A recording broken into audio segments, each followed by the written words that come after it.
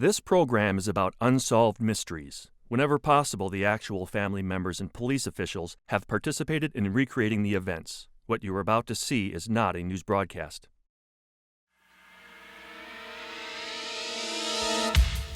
Five weeks ago, we brought you the story of a young man who was suffering from amnesia and living in a homeless shelter in San Diego.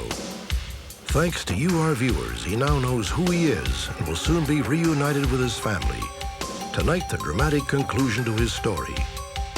And we will introduce you to this woman, also suffering from amnesia and needing your help to find out who she is. We will also examine accusations that a nurse in Texas named Ethel Nation sold dozens of babies to adoptive parents.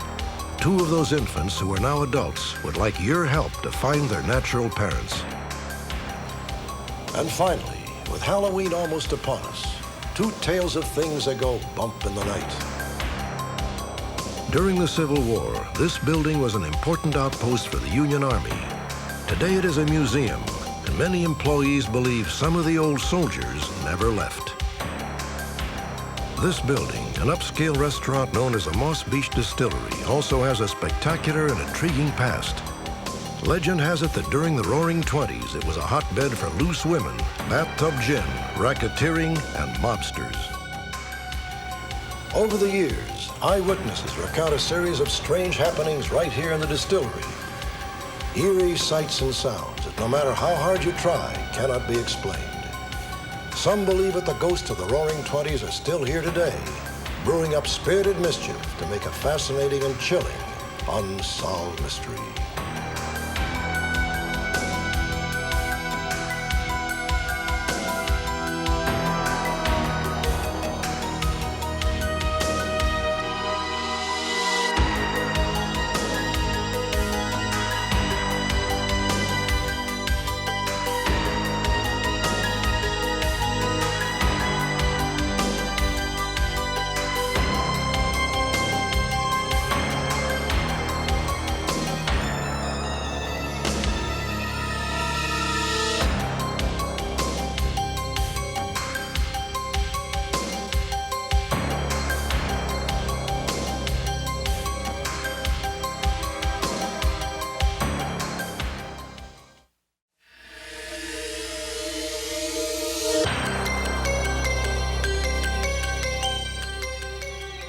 Moss Beach is a lonely, windswept cove which lies 20 miles south of San Francisco. The Moss Beach Distillery is perched on a bluff overlooking the cove. The restaurant's name pays homage to the building's history. During the heady days of Prohibition, it was a notorious speakeasy. In recent years, all manner of strange goings-on have been reported at the Moss Beach Distillery. Waitresses swear that cold winds swirl through the dining room when no windows or doors are open. One of the former owners claims she has seen objects fly through the air and doors locked mysteriously of their own accord. At last count, as many as 5 different ghosts have been reported lurking in and around this restaurant. Now, I've been here all day and I haven't seen a single ghost. But over the years, a lot of other people have, or say they have. And since it's almost Halloween, the rest of us should at least try to keep an open mind. According to local legend, all this ghostly business began some 70 years ago with a beautiful lady in blue. The Roaring '20s, flappers, fast living, illegal booze. Hey, Eddie, tell those lumps to get the lead out. Frank's Roadhouse, the speakeasy at Moss Beach, was a favorite jumping-off point for bootleggers. Hey, what took you so long? Hey, you want the best you gotta wait for? Let's get this party rolling. Hey, Tony, what's up? Gentlemen, the best whiskey money can buy. Fresh off the boat. Frank's was also the setting for a legendary love triangle. My compliments. The lady was beautiful. She always wore blue. The piano player had eyes only for her, but their romance was conducted in secret because the lady in blue belonged to someone else. The lovers communicated in code, a silent language in which the lift of an eyebrow spoke volumes.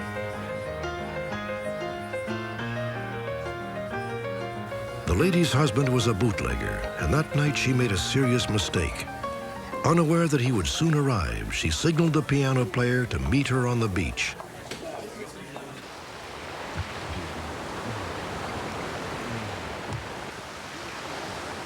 Moss Beach was a bootlegger's haven, isolated and sheltered under a cliff just outside the speakeasy. When the lady's husband found out she had left Frank's Roadhouse, he made his way to the cove and frantically questioned his cronies. Son of a... Hey, Mick, keep in the bottle. Suddenly, the bootlegger saw his wife with the piano player and went mad with jealousy. Oh, it's all right. That's all right. Hey, evening, Max. Very bad move, Eddie. Lucy, no, relax. Hey, Do that to me. I'm telling you, relax. A knife flashed. A gun was drawn. Blow your brains out. The lady threw herself between the two men she loved. Eddie! Oh! See? When the struggle was over, the beautiful lady in blue lay lifeless, victim of her lover's dagger, or so it is said. Some will deny that she ever existed, but others will swear that her ghost haunts Moss Beach to this very day.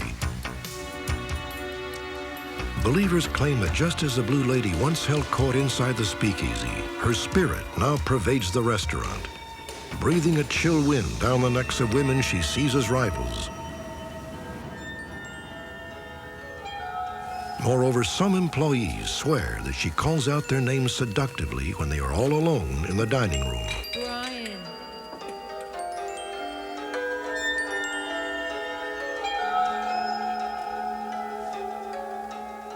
She's mischievous.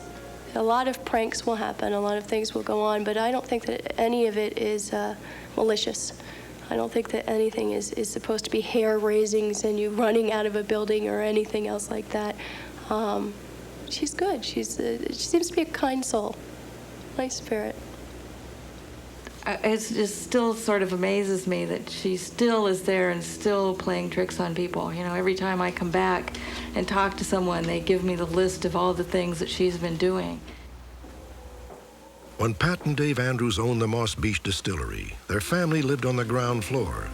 They say the Blue Lady seemed to delight in locking them out of their rooms.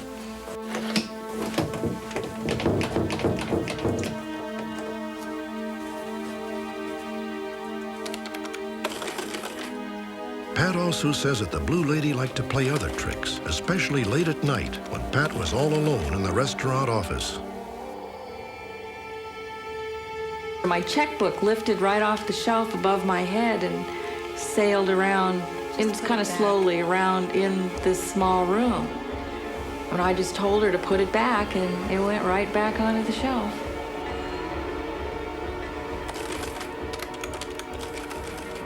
I was a total skeptic. Couldn't have been more skeptical than, it would be impossible to be more skeptical than I was. And I just didn't believe in it. And then as time went on, the things that happened, you know, totally brought me around to the point of view that it is here. There's no ifs, ands, or buts about it. It happened.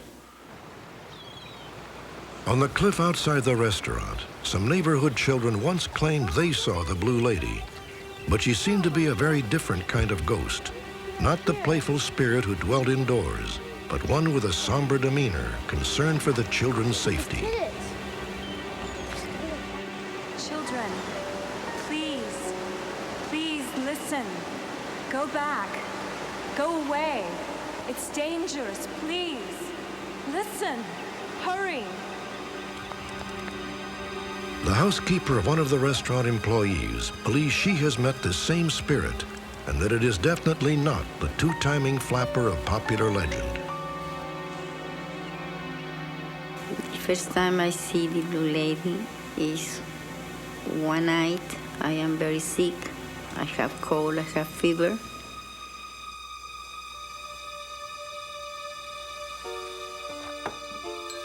Yeah, I see one person in the side in my bed.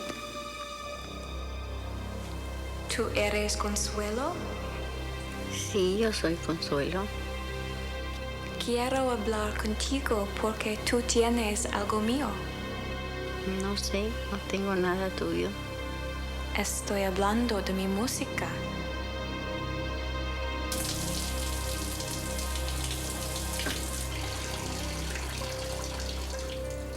The mysterious blue lady would soon reappear, this time just after Consuela had finished showering. She claims that once again, the spirit asked for her music and then revealed her name. Mi nombre es Alma Reid.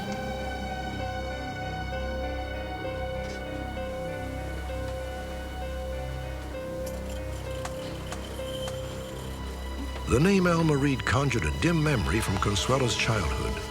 When she was 10 years old, Consuela's father had given her sheet music written by one of his close friends, Ricardo Palmarin, a famous Mexican musician. The song was titled Peregrina. It was dedicated to Ricardo's beloved. Her name was Alma Reid.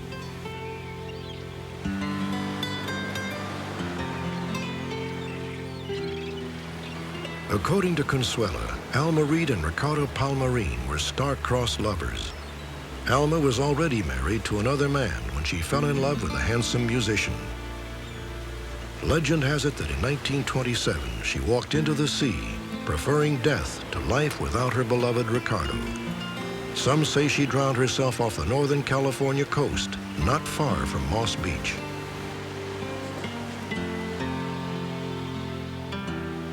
I became involved with the Blue Lady. Sylvia Brown has a national reputation as a psychic. She has worked with the police on many unsolved criminal cases. In 1992, the owner of the Moss Beach distillery asked her to find out just who the Blue Lady was. And I said, oh, I have more things to do than to go ghost chasing. But I said, what the heck? So after I got up here, I walked in and said, oh my God, there is a ghost here. And I'm getting the name Mary Ann or Mary Ellen Morley. And she seems to be swathed all in sort of like a hat, blue. The restaurant employees were surprised when Sylvia came up with a totally new identity for the Blue Lady. Maybe I'd say 26, maybe 27. Sylvia went on to say that Mary Ellen Morley had been killed by crushing blows to the chest and head. But her demeanor seems... We took that information, went over to the San Mateo County Vital Statistics and researched documentation between 1910 and 1930, and in fact came up with a name that Sylvia Brown had mentioned during dinner, Mary Ellen Morley. Jennifer, look at this. What'd you get? Oh, you're kidding. This is Fred W. Morley. Jennifer Towner and Jan Mucklestone, another restaurant employee, dug through the archives and made an eerie discovery. Mary Ellen Morley's maiden name was Reid, and in an astounding coincidence, she had a sister named Alma. This is all checking out. This is just incredible. Jennifer and Jan were also intrigued by the newspaper accounts of Mary Ellen Morley's death. She's also known as Maisie Reid. When she was killed, it made front page news in the Redwood City Standard as well as the Times Gazette, and so it was really chilling when I came upon that, because all of a sudden she became very real. Mary Ellen Morley lived in Redwood City, California, near the San Francisco Bay. On the day of her death, Mary Ellen and her husband Frederick had driven north to visit her mother's grave. The cemetery was 15 miles from the Moss Beach distillery.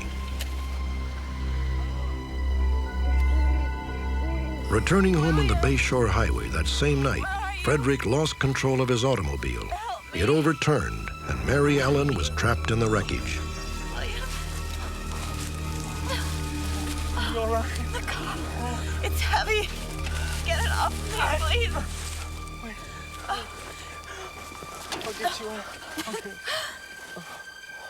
With her last breath, she asked Frederick to take care of their 3-year-old son, Jack. Jack, for me.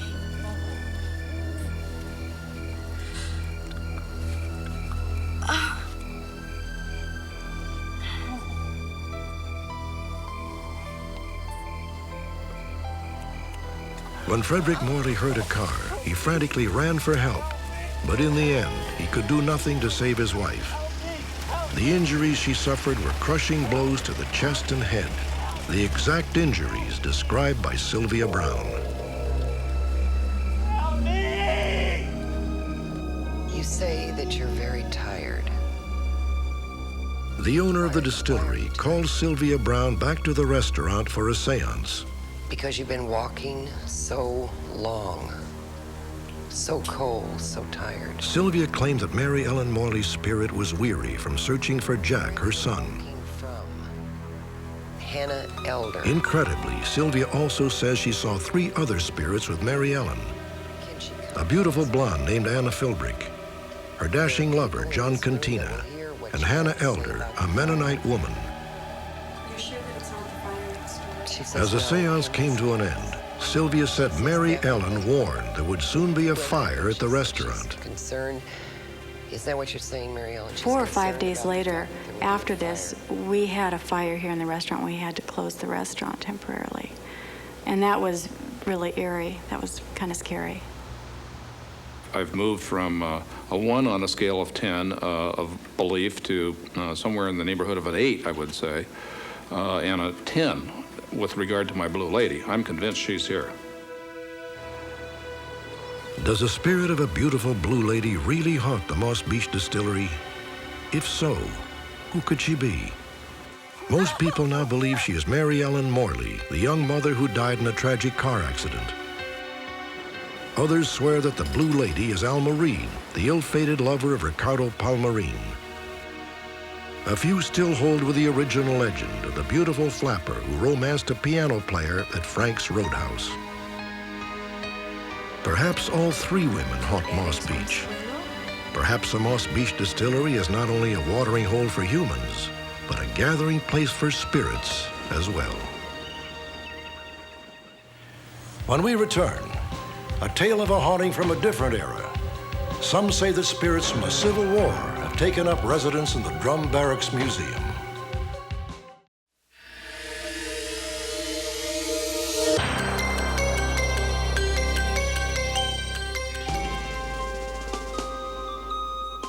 On April 12, 1861, the first tragic shots of the American Civil War were fired at Fort Sumter, South Carolina.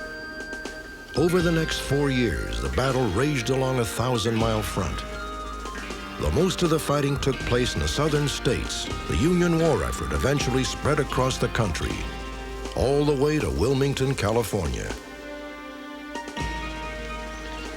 In 1862, a military installation was established on 60 acres overlooking Los Angeles Harbor. Christened the Drum Barracks after an obscure lieutenant colonel, the facility was a key center for training and processing troops. By the end of the war, nearly half of California's 17,000 Union volunteers had passed through the barracks. Today, all that remains of the outpost is a single building which now houses a modest museum and some very unlikely tour guides. I don't call them ghosts, or I don't call them hauntings usually. What I do believe in is we call them spirits. It's a comfortable feeling.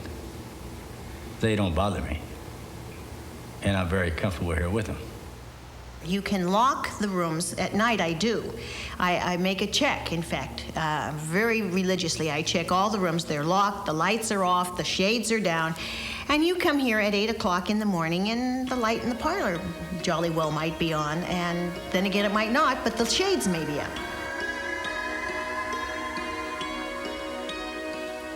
In 1986, Marge O'Brien was hired to revitalize the Drum Barracks.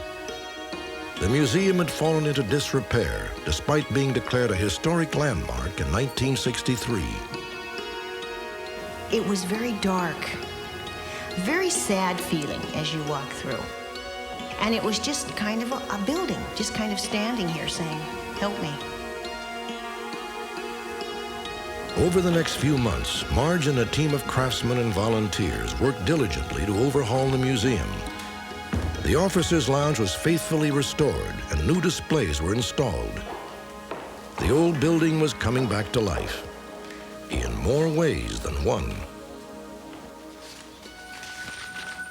I'm sitting in my office doing the proverbial paperwork, and something will take my attention. Either a window will rattle, the roses will hit against the window, the wind possibly, but something attracts me to the fact that I should be checking something.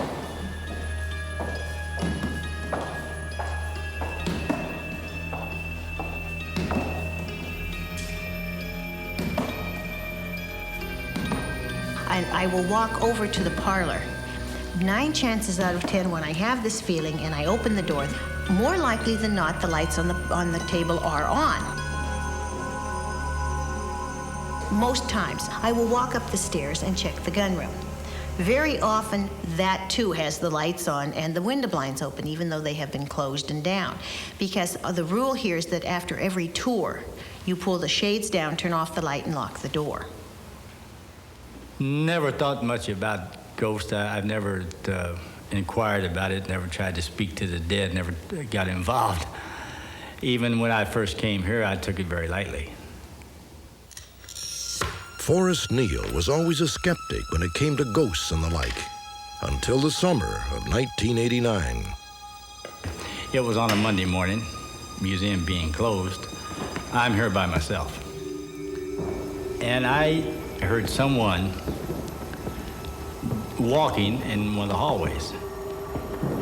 As it continued, I walked out of my door looking down the stairway.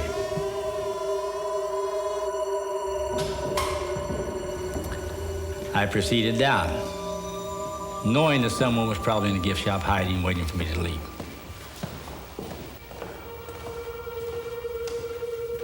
As I went in the gift shop, no one.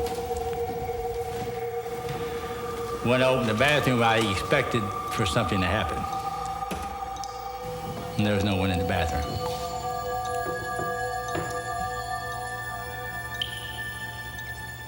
And since then, I've become pretty much a believer. We were up there in the gun room, cleaning, dusting.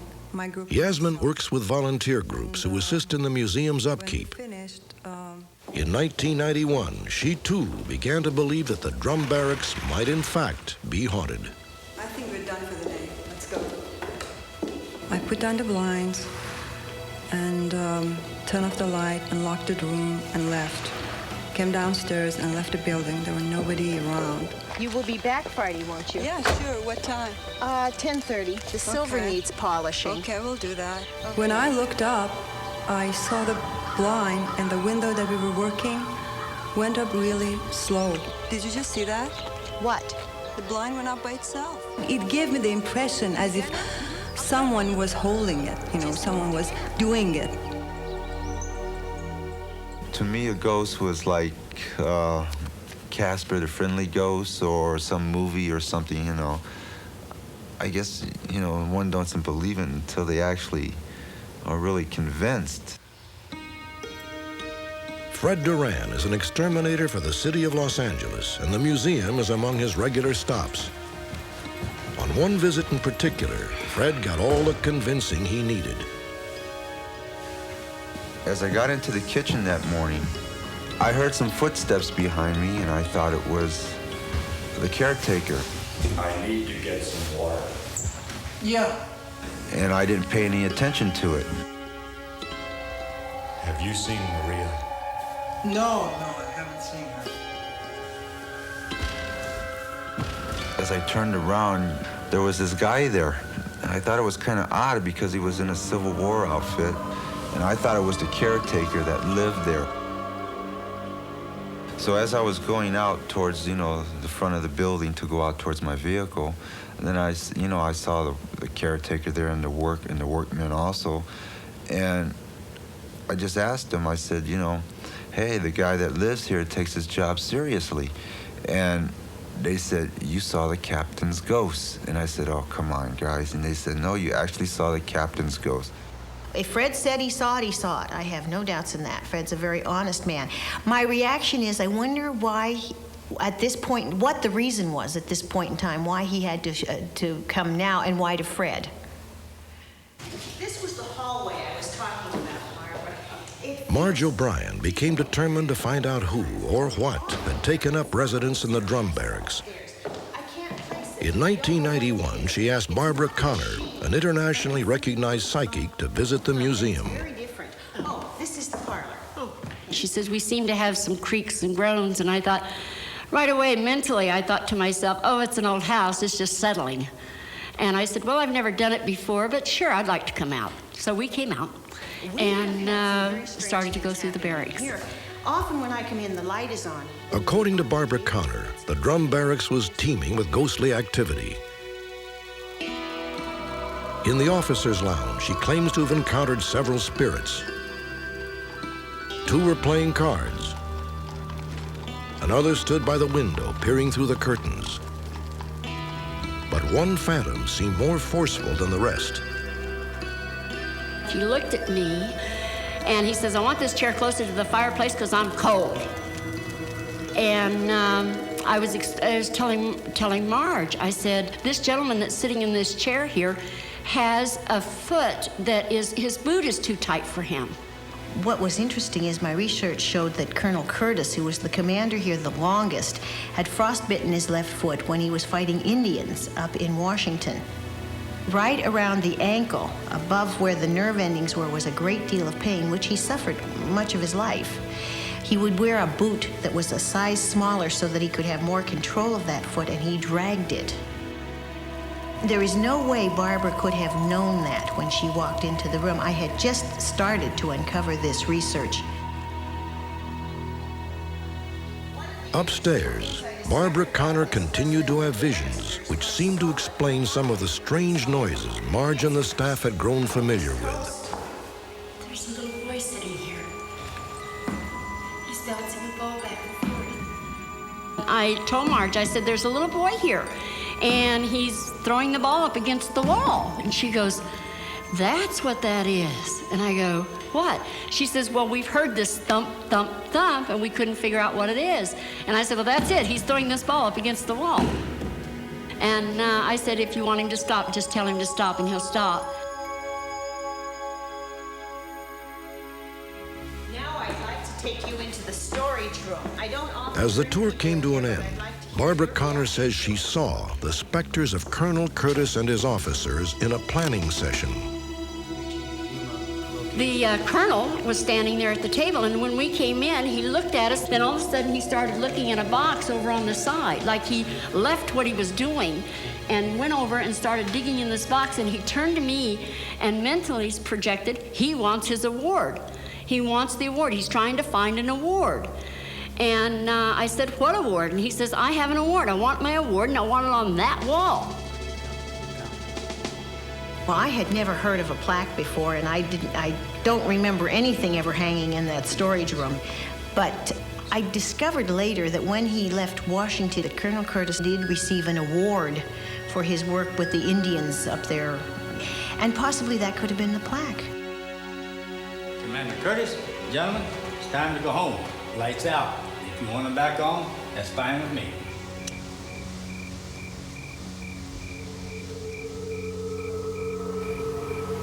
I believe that there's something here. People ask me, have I seen it? No, I haven't seen it, and apparently they don't talk to me. And if I'm wrong in talking to spirits, well, then I'm wrong, because I do. I've become accustomed to them. And I'm pleased that they're here, if indeed they are, because it means someone with a longer span here is going to take care of this place, and it will be taken care of. Do the long-dead spirits of the Civil War still roam the drum barracks? At this point, the museum staff has little doubt. Skeptics might say they have overactive imaginations, or perhaps a fanatic reverence for the past. But those who've experienced the unguided tour of the museum believe it is nothing less than a case of living history.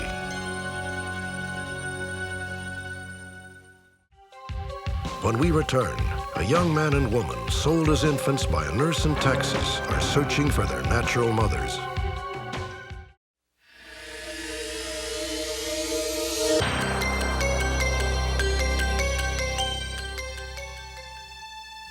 These 3 infants were all born in San Antonio, Texas between 1959 and 1966. What they have in common is a connection to an opportunistic woman, a woman who, according to some, ran a secret but profitable business in which she sold babies for more than 20 years. That questionable enterprise first came to light when the mother of this infant began looking for her. Good grief, I don't know how you were. In November of 1959, 18-year-old Eileen Zolikoff was alone, scared, and 7 months pregnant. She was taken in by a nurse in San Antonio named Ethel Nation. On January 6, 1960, Eileen gave birth to a healthy baby girl. Almost immediately, Ethel whisked the infant away. Ethel stole my baby. And I searched, I tried everything in San Antonio. I talked to a lawyer. Ethel wouldn't help me. I just couldn't find my baby. Ethel Nation always denied that she had anything to do with the disappearance of Eileen's baby. But in 1968, Eileen found a photograph of her daughter in Ethel's house. It took another 15 years of searching before Eileen and her daughter were reunited on national television. When I first saw my daughter, she looked beautiful. And she smiled. And I was just overjoyed. It was so beautiful to finally, after all these years, I finally found her.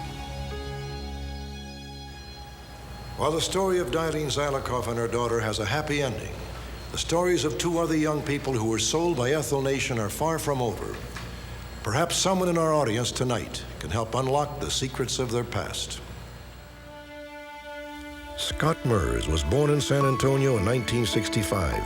His adoptive parents were unable to have children and paid Ethel Nation $1,200 for Scott. Scott grew up knowing he had been adopted. When he was 10, he began to have an odd recurring dream which seemed to be about the mother he never knew and perhaps the place where he was born. I remember walking through the main doorway. I remember feeling very cold in this place. I felt like very, very horrible things went on there. There was a table, and beside this table, there was a man in a green robe and a lady dressed in white. I don't know what they were doing there. When I woke up almost screaming. I mean, I was really, really scared. He said, I was born in that room.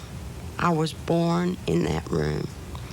And he said, I feel like my birth mother was having a rough time in her life, and for some reason I felt very drawn to her, almost like she was calling me. When Scott was 18, he and his adoptive mother, Mary, began an intensive search for his natural mother.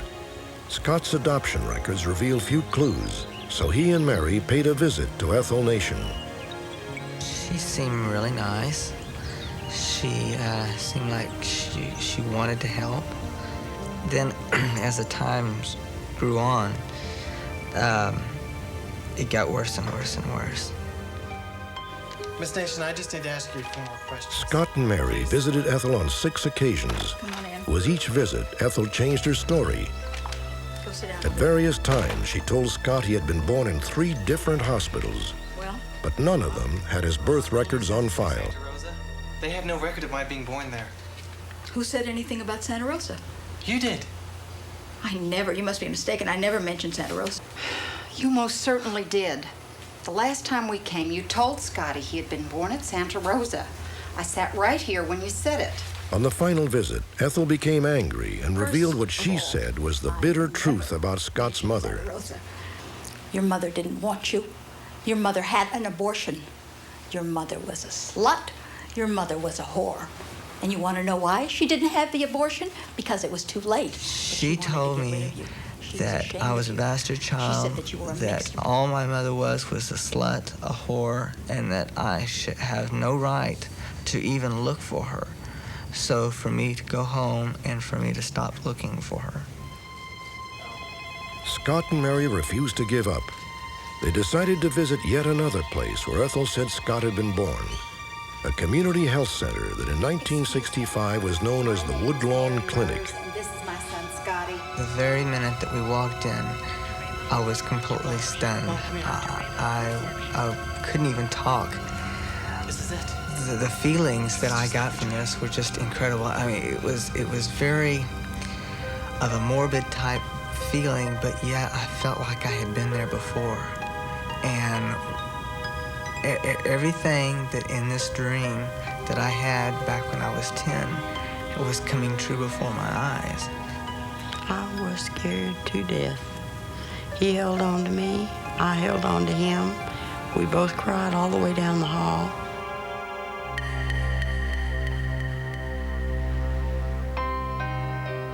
I was so happy that it made sense of the dream that I had from many years ago. Sadly, Scott Mers has still not found his natural mother. But through his search, he met a young woman who had a remarkably similar experience with Ethel Nation.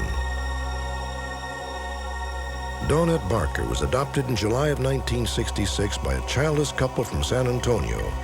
As a last desperate resort, they had approached Ethel Nation after years of trying to adopt through state agencies. Dawnette learned that on the night she was adopted, her parents had to choose between her and 2 other infants. We have these 2 little boys here that are twins.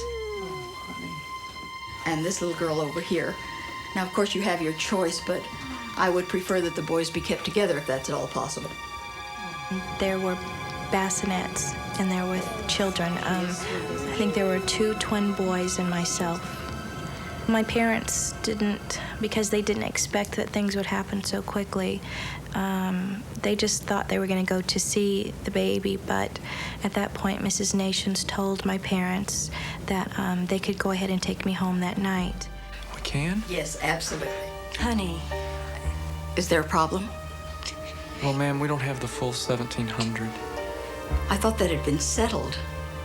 Well, ma'am, we just didn't think we'd be able to take her tonight. Do you have some kind of property? Do you have anything that you can sell? How about the boat? What kind of boat?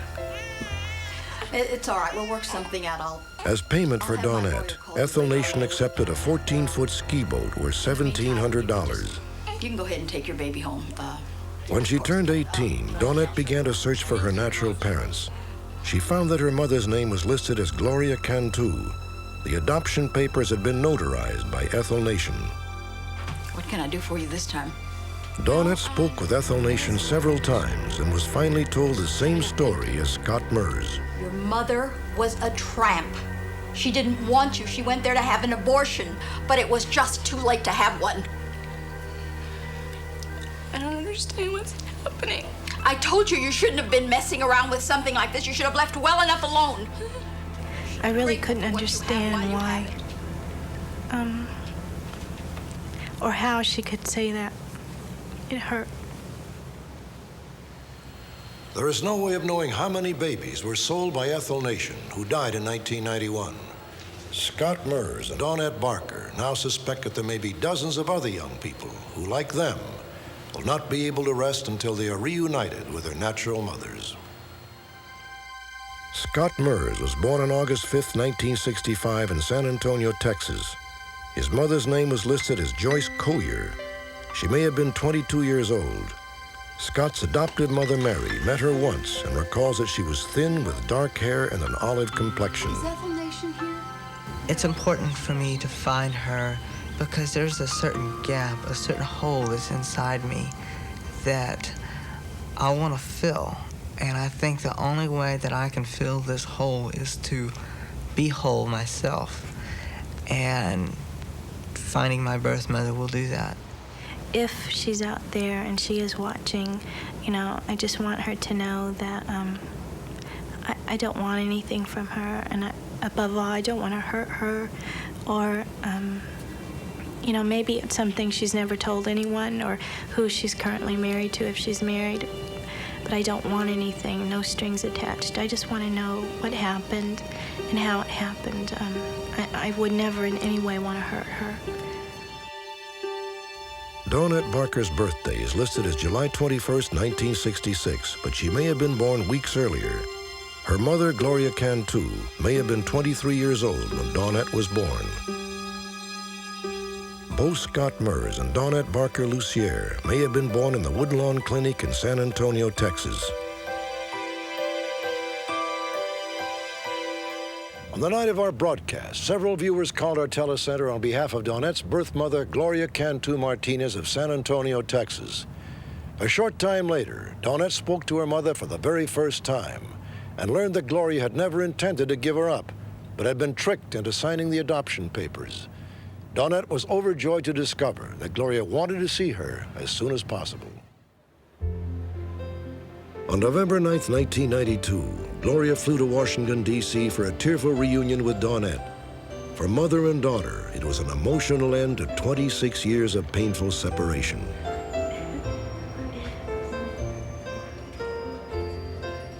When I was waiting for her to come out from the plane, a million things were going through my mind.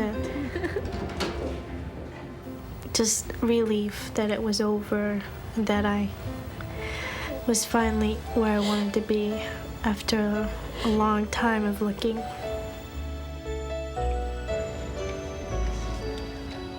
I just couldn't believe it, that it was finally going to happen. What I always wanted. I've always wanted to find her and wondered what she was like, if she was married, if she had any children. The reunion was made even more special when Gloria met her 4 grandchildren for the first time.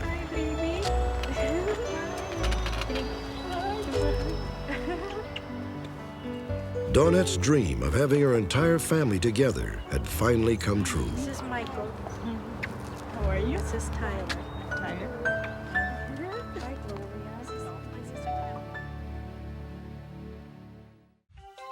Next, a woman stricken with amnesia needs your help in tonight's Special Alert.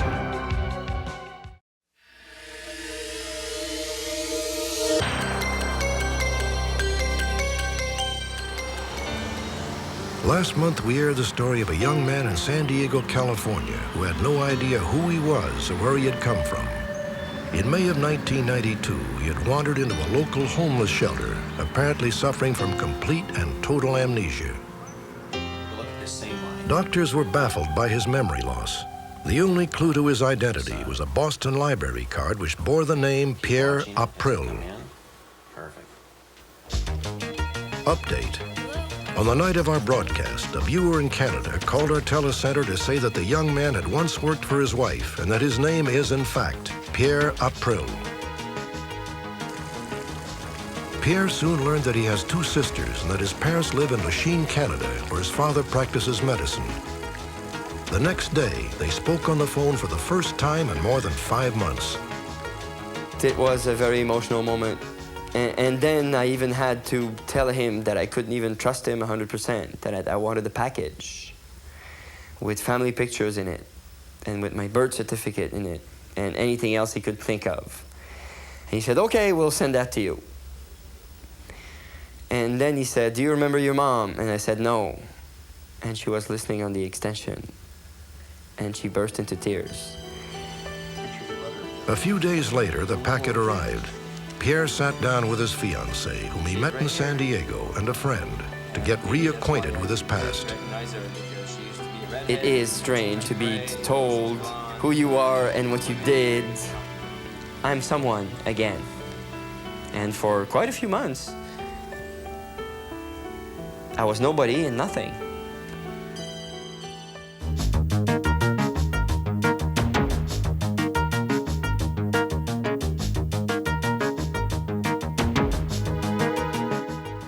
Shortly after Pierre's story aired, we were contacted by authorities in Richardson, Texas, a suburb of Dallas, about another unusual case of amnesia involving a woman who calls herself Sandra Evans.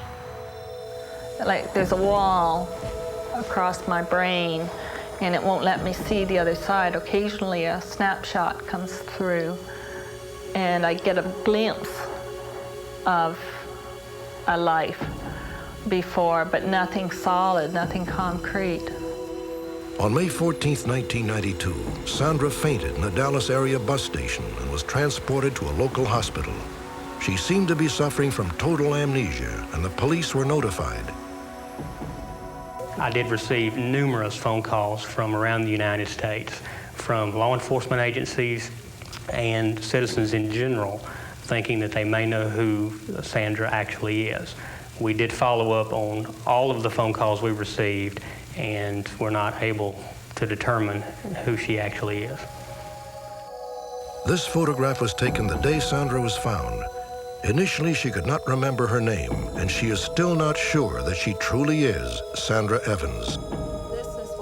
In fact, the tag on the luggage she was carrying had the name Linda Kennedy on it.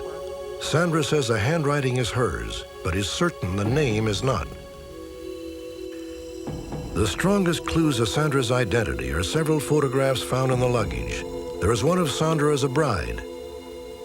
Another shows 2 young children. And finally, a picture of a teenage girl, which appears to be a high school graduation portrait. They troubled me. I didn't want to deal with the thought if they could be my children. It was much easier to believe they could be nieces and nephews, because the thought of them being mine and not knowing where they are, not knowing who they are, not knowing what conditions were that they were in was too upsetting.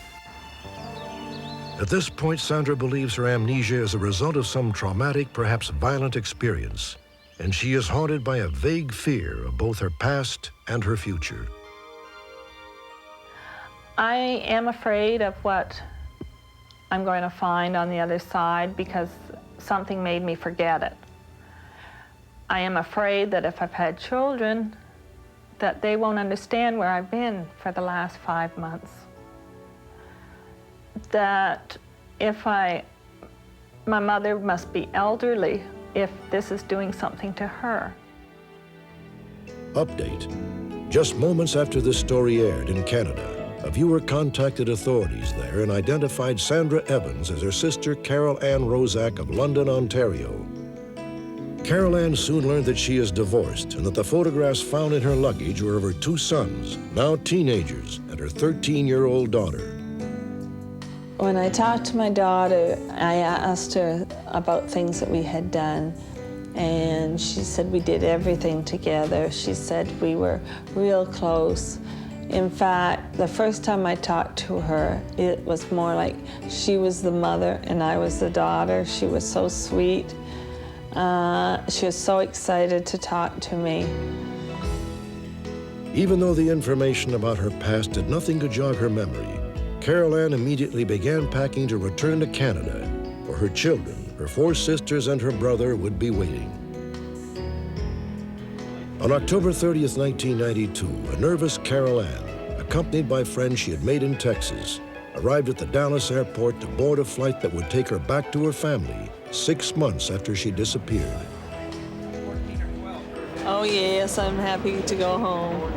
A little nervous, but I'm happy to be going home. Today, Carol Ann lives with her daughter in Milton, Ontario. She still has no idea what caused her amnesia, but is currently undergoing therapy in the hope that someday she will fully recover her memory.